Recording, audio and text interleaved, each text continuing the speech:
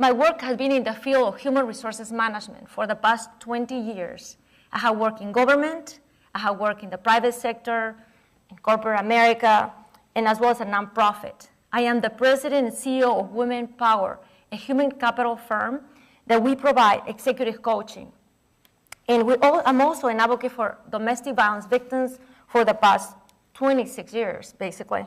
And as a founder of Second Chance Employment Services, the first and only employment agency of the United States for domestic violence victims, as well as the first organization to coin the word economic abuse. Domestic violence is a plague in our society.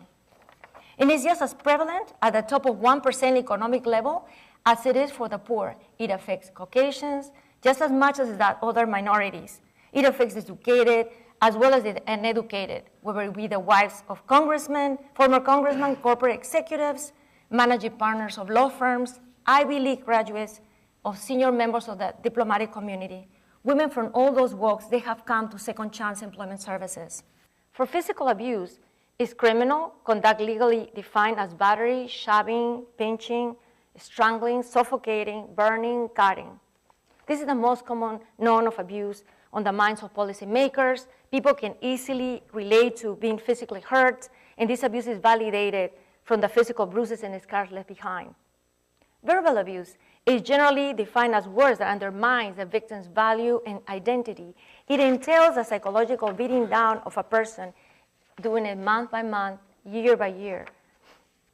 A key difference between verbal abuse and one of insulting remark is the intent of the abuser to use that type of abuse to wear down and convince the victim over time that she cannot survive without the support and protection of the abuser. Now let's talk about economic abuse. The third type of abuse is where the abuse restricts the victim's access to money, controls how the victim spends money, and how impoverishes the victim, depleting their bank accounts, destroying their assets. Further abuses run out the victim's credits, making it more difficult for them to find jobs because they ended up in bankrupt. Economic abuse is the focus of Second Chance Employment Services. In my experience working with victims, it is their fear of putting themselves and their children on the street. So that's a major factor why most of them stay and return to the abusers. For clients that were once well-to-do, the invisible fences is even taller and more difficult to break through. Victims see the accomplishment of their abuser, so she reasons he must be right in saying she could never survive on her own. She cannot get a job, she cannot do anything with her life without this abuser.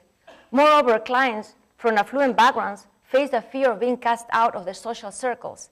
They and their children are used to even fear of being excluded or looked down on by their friends, and after falling in financial status. Our mission has been always focused in combating economic abuse through comprehensive employment placement services. We were founded in 2001. Second Chance has been the first and only employment agency in the United States for women who are victims of domestic violence.